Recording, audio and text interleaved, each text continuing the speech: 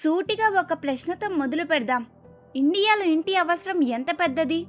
Housing మంత్రిత్వ శాఖ గణాంకాల ప్రకారం పట్టణ ప్రాంతాలు 1 కోటికి పైగా కుటుంబాలకు ఇంకా పక్కా ఇల్లు లేవు. అంటే ఈరోజు రాత్రి కూడా 1 కోటికి పైగా కుటుంబాలకు సురక్షితమైన పైకప్పు లేదు.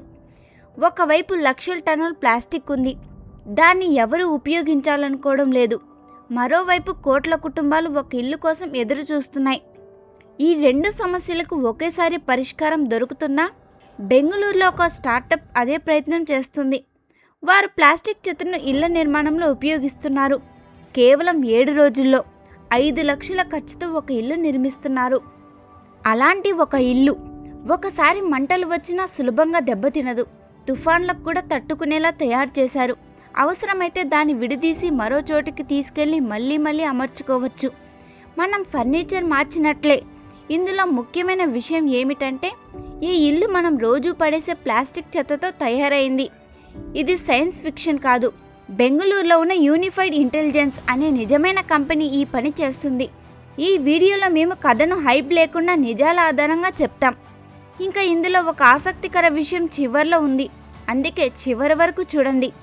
ఇప్పటికే ప్రపంచవ్యాప్తంగా ప్లాస్టిక్ను ఉపయోగకరంగా మార్చే ప్రయత్నాలు జరుగుతున్నాయి. కొలంబియాలో ప్లాస్టిక్ బ్రిక్స్ తయారు చేశారు. తక్కువ ఆదాయ కుటుంబాల కోసం ఇప్పటికే 3000 ఇళ్లు నిర్మించారు. కెన్యాలో జెన్జీ మేకర్స్ అనే సంస్థ ప్లాస్టిక్ను రీసైకిల్ చేసి టైల్స్ తయారు చేస్తుంది.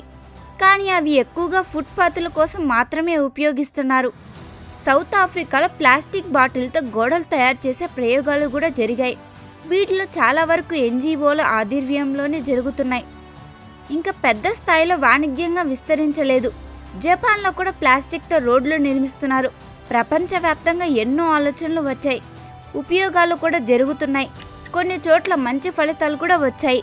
కానీ ప్లాస్టిక్తో పూర్తిగా తక్కువ ఖర్చుతో నివసించడానికి సరిపోయే ఇళ్లను పెద్ద స్థాయిలో నిర్మించడం మాత్రం ఇప్పటి వరకు సాధ్యం కాలేదు. ఆ ఖాళీ ఇంకా అలాగే ఉంది. అప్పుడే బెంగళూరు నుంచి ఒక పేరు బయటకు వచ్చింది. ప్రవీణ్ క్రిస్తా ఒక ఇంజనీర్. ఈయన ఒక సాధారణ కాలేజీ ప్రాజెక్టును ఇండియాలోని ఆసక్తికరమైన హౌసింగ్ పరిష్కారాలు ఒకటిగా మార్చాడు. ఇది మొదలైనది ఒక కాలేజీ అసైన్మెంట్తో. పైనుంచి వచ్చే ఒత్తిడిని తట్టుకునే ఒక మెటీరియల్ తయారు చేయగలమా అనే ఆలోచన వచ్చింది. అంటే వర్టికల్ లోడ్ను భరించేలా ఉండాలి. మొదట దీన్ని ప్యాకేజింగ్ ఇండస్ట్రీ కోసం ఉపయోగించాలని అనుకున్నారు. ముఖ్యంగా ఏసీలు, ఫ్రిడ్జ్లు, పెద్ద బాక్సుల ప్యాకింగ్ కోసం వారు ప్రయత్నించారు. అది పనిచేసింది. కానీ అప్పుడే ఎవరు ఊహించని ఒక విషయం బయటపడింది. ఆ మెటీరియల్లో ప్రత్యేకమైన లక్షణాలు ఉన్నాయని వారికి అర్థమైంది. ఆ మెటీరియల్ను ఫైర్ రెసిస్టెంట్గా కూడా తయారు చేయగలిగారు. షాక్ను కూడా తట్టుకుంది. థర్మాకోల్ కంటే మంచి పనితీరు చూపించింది. అంతేకాదు, అది రీసైకిల్ చేయడానికి కూడా అనుకూలంగా ఉంది. ఇది చూసిన తర్వాత ప్రవీణ్ ఒక విషయం గురించి ఆలోచించాడు. పేపర్తో ఇది సాధ్యమైతే ప్లాస్టిక్తో ఇంకా ఏం చేయొచ్చు? అక్కడి నుంచే కొత్త ప్రయోగాలు ప్రారంభమయ్యాయి. టీం వివిధ రకాల ప్లాస్టిక్ను పరీక్షించింది. కిరాణా బ్యాగులు, చిప్స్ ప్యాకెట్లు, జ్యూస్ టెట్రా ప్యాక్స్, ఇలా అనేక రకాల ప్లాస్టిక్ను తీసుకొని కఠిన పరిస్థితుల్లో పరీక్షించారు. ఎక్కువ వేడి, తీవ్ర చలి, బరువు, స్ట్రెస్ టెస్టులు, ఇలా అనేక పరీక్షలు చేశారు. చాలాసార్లు విఫలమయ్యారు. మళ్ళీ ప్రయత్నించారు. అవును, వారు మళ్ళీ మెరుగులు చేర్చారు. చివరకు ఒక రోజు ఫలితం వచ్చింది. ఇల్లు గోడలుగా, పైకప్పుగా ఉపయోగించగలిగే ఒక ప్యానెల్ తయారైంది. అది ఇంట్లో ఉష్ణోగ్రతను స్థిరంగా ఉంచడంలో సహాయపడుతుంది. బయట 45 డిగ్రీల వేడి ఉన్నా లేదా 5 డిగ్రీల చలి ఉన్నా కూడా ఏసీ లేకుండానే లోపల వాతావరణం సౌకర్యంగా ఉండేలా రూపొందించారు. ఇది ఎలా పనిచేస్తుందో సింపుల్గా చూద్దాం. ఒక థర్మస్ బాటిల్ను ఊహించుకోండి. బయట ఎంత వేడి ఉన్నా లోపల చల్లదనం అలాగే ఉంటుంది. బయట ఎంత చలి ఉన్నా లోపల వెచ్చదనం ఉంటుంది. కారణం మధ్యలో ఉండే ఇన్సులేషన్ లేయర్. అది బయట వేడిని లేదా చలిని లోపలికి సులభంగా రానివ్వదు. ఈ ప్యానెల్ కూడా అదే విధంగా పనిచేస్తుంది. ఇది ఒక ప్లాస్టిక్ ప్యానెల్. రీసైకిల్ చేసిన ప్లాస్టిక్ షీట్లను ప్రత్యేకమైన పొరల రూపంలో అమర్చుతారు. అది హనీకామ్ ఆకారంలో ఉంటుంది. అందులో చిన్న గాలి ఖాళీలు ఉంటాయి. ఆ గాలి పొరలే ఇన్సులేషన్గా పనిచేస్తాయి. 2 వైపులా 6 మిల్లీమీటర్ల సిమెంట్ బోర్డులను అమర్చుతారు. చివరికి తేలికగా ఉండే కానీ బలమైన ఒక ప్యానెల్ తయారవుతుంది. థర్మల్ ఇన్సులేషన్ విషయంలో ఇది సాధారణ ఇళ్ల కంటే మంచి పనితీరు చూపిస్తుంది. ఇది చాలా తేలికగా ఉంటుంది. ఒక వ్యక్తి కూడా దాన్ని ఎత్తుకొని తీసుకెళ్లగలడు. భారీ యంత్రాలు అవసరం లేదు, పెద్ద సిల్క్ లేబర్ టీం కూడా అవసరం ఉండదు. అంటే పర్వత ప్రాంతాల్లో, చాలా దూరంగా ఉన్న గ్రామాల్లో, వరద ప్రభావిత ప్రాంతాల్లో, హిమాలయ ప్రాంతాల్లో కూడా ఈ ఇళ్లను నిర్మించవచ్చు. ట్రక్కులు కూడా సులభంగా చేరలేని చోట్లలో ఇవి ఉపయోగపడతాయి. కేవలం 2 లేదా 3 వ్యక్తులతో 340 స్క్వేర్ ఫీట్ల 1 BHK ఇళ్లను 7 రోజుల్లో పూర్తి చేయవచ్చు. గోడలు, పైకప్పు, పెయింటింగ్కు సిద్ధంగా ఉండే సర్ఫేస్, ఎలక్ట్రికల్ కనెక్షన్లు, ప్లంబింగ్ కోసం అవసరమైన ఏర్పాట్లు ఇందులో ఉంటాయి. తలుపులు, కిటికీలు మాత్రం అవసరానికి అనుగుణంగా అమర్చుకోవచ్చు. మిగతా నిర్మాణ పనులు యూనిఫైడ్ ఇంటెలిజెన్స్ నిర్వహిస్తుంది. మొత్తం ఖర్చు సుమారు 4 నుంచి 5 లక్షల వరకు ఉంటుంది. ఇక్కడ ఒక ప్రశ్న రావచ్చు, ప్లాస్టిక్తో చేసిన ఇల్లు కాబట్టి అగ్ని ప్రమాదంలో ప్రమాదకరమా, లేదా తీవ్రమైన చర్యలు ఉపయోగపడదా, భూకంపంలో కూలిపోతుందా, కొన్ని సంవత్సరాల తర్వాత పాడైపోతుందా? ఇలాంటి సందేహాలు రావడం సహజం. మొదట నాకు కూడా ఇదే అనిపించింది, కానీ ఇక్కడ కొన్ని పరీక్షల ఫలితాలు ఉన్నాయి. ఈ ప్లాస్టిక్ ప్యానెల్ను ప్రత్యేకమైన ఫైర్ రెసిస్టెంట్ ట్రీట్మెంట్ ప్రక్రియలో తయారు చేస్తారు. అందువల్ల అవి సులభంగా మంటలు పట్టుకోవు. పరీక్షల్లో కూడా ఇది కనిపించింది. నిర్మాణ బలం కోసం అనేక మంది ఇంజనీర్లు మరియు అకాడమిక్ నిపుణులు ఈ ప్యానెల్ను పరీక్షించారు. ఫలితాల్లో మంచి నిర్మాణ బలం కనిపించింది. కొంతమంది నిపుణులైతే ఇన్సులేషన్ మరియు స్ట్రక్చర్ పనితీరు తమ అంచనాల కంటే మెరుగ్గా ఉందని చెప్పారు. ఇందులో మరో ముఖ్యమైన విషయం ఏమిటంటే, ఈ ఇంటిని అవసరమైతే మరో చోటికి మార్చుకోవచ్చు. ఈ ఇంటిని విడదీసి ట్రక్కులో ఎక్కించుకోవచ్చు, తర్వాత మరో చోటికి తీసుకెళ్లి మళ్ళీ అక్కడే అమర్చుకోవచ్చు. సాధారణ సిమెంట్ ఇళ్లల్లో ఇలాంటి అవకాశం ఉండదు. కార్బన్ ఉద్గారాల విషయానికి వస్తే, సాధారణ సిమెంట్ తయారీలో కోల్ను సుమారు 400 డిగ్రీల సెల్సియస్ వరకు వేడి చేస్తారు. అలాగే ఒక 3500 చదరపు అడుగుల ఇంటి నిర్మాణానికి భారీగా నీరు అవసరం అవుతుంది.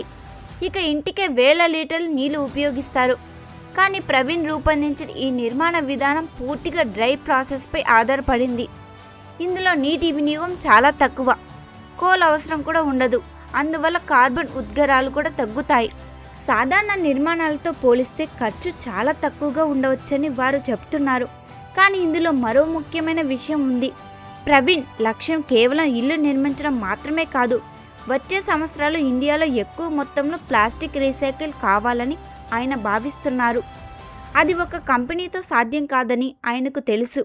అందుకే ఈ టెక్నాలజీని తన దగ్గర మాత్రమే ఉంచుకోవాలని ఆయన అనుకోవడం లేదు. ఈ విధానం స్థానిక స్థాయిలో అందరికీ చేరాలని ఆయన కోరుకుంటున్నారు. ప్రతి ప్రాంతంలో అక్కడి ప్లాస్టిక్ను అక్కడే రీసైకిల్ చేసి అదే ప్రాంత ప్రజల కోసం ఇల్లు నిర్మించాలనేది ఆయన ఆలోచన. స్థానిక ప్లాస్టిక్, స్థానిక ఫ్యాక్టరీలు, స్థానిక ఇల్లు, ఇలా ఒక డీసెంట్రలైజ్ విధానం ద్వారా పని చేయాలనేది వారి లక్ష్యం. అంటే ఈ వ్యవస్థ ఒకే కంపెనీ ఆధారంగా ఉండకూడదనేది వారి అభిప్రాయం. ఇంకా ఒక పరిశోధన కూడా వారి ల్యాబ్లో కొనసాగుతుంది. ఈ ప్యానెల్ ద్వారా గాలిలోని తేమను కండెన్సేషన్ ద్వారా నీటిని మార్చే ప్రయత్నం చేస్తున్నారు. అంటే భవిష్యత్తులో ఈ ఇల్లు కేవలం ప్లాస్టిక్ వ్యర్థాలతో తయారవడం మాత్రమే కాదు, నీటిని కూడా సేకరించే అవకాశం ఉండొచ్చు. అది వ్యవసాయం, రోజువారీ అవసరాలు, ఆఫ్ గ్రిడ్ జీవన విధానానికి ఉపయోగపడవచ్చు. అంటే ఒక ఇల్లు వ్యర్థాలతో తయారవుతుంది, వ్యర్థాలను తగ్గిస్తుంది, నీటిని సేకరిస్తుంది, అవసరమైతే మరో చోటికి కూడా మార్చుకోవచ్చు. ఇది కేవలం ఒక ఇల్లు మాత్రమే కాదు, ఒక పూర్తి వ్యవస్థలా పనిచేసే ఆలోచన. ఇక్కడ ఒకసారి ఆలోచించాల్సిన విషయం ఉంది. ప్రపంచవ్యాప్తంగా కోట్ల టన్నుల ప్లాస్టిక్ వ్యర్థం పర్యావరణ సమస్యగా మారింది. అదే సమయంలో లక్షలాది కుటుంబాలకు ఇంకా సరైన ఇల్లు కూడా లేదు. ఈ 2 సమస్యలు ఒకే దేశంలో ఒకే సమయంలో మన ముందే ఉన్నాయి. ఒకవైపు ప్లాస్టిక్ వ్యర్థం పెరుగుతుంది, మరోవైపు లక్షల కుటుంబాలకు సరైన ఇల్లు లేవు. ఈ 2 సమస్యలకు ఒకే పరిష్కారం ఉండొచ్చని ఇప్పటివరకు చాలామంది సీరియస్గా ఆలోచించలేదు. కానీ బెంగళూరులో ఒక వ్యక్తి ఈ రెండింటిని కలిసి పరిష్కరించడానికి ప్రయత్నిస్తున్నాడు. ఒక ప్యానెల్, ఒక ఇల్లు, ఒక ఫ్యాక్టరీ, ఇవన్నీ ఒకే ఆలోచనలో భాగంగా మారాయి. రేపటి ఇండియా ఈరోజు ఉన్న విధంగా ఉండకపోవచ్చు. భారీ సిమెంట్ వినియోగం, కోల్ దహనం, అధిక నీటి వినియోగం, ఉపయోగం లేకుండా పడేసే ప్లాస్టిక్, ఇవన్నీ తగ్గే అవకాశం ఉంది. ఈరోజు రోడ్లపై చెత్తగా కనిపిస్తున్న ప్లాస్టిక్ రేపు ఇళ్ల నిర్మాణంలో ఉపయోగపడవచ్చు. ఇలాంటి నిజాల ఆధారంగా ఉన్న కథలు మీకు నచ్చితే ఛానల్ను సబ్స్క్రైబ్ చేయండి. ఈ వీడియోను తప్పకుండా షేర్ చేయండి. ఇండియాలో సమస్యలకు పరిష్కారాలు లేవని అనుకునే వారికి ఇది చేరాలి. ఎందుకంటే పరిష్కారాల కోసం ప్రయత్నాలు జరుగుతున్నాయి. ధన్యవాదాలు. బాయ్. మీరు ఇలాంటి ఇళ్లల్లో ఉండాలని కోరుకుంటే కామెంట్ చేయండి. Thank you.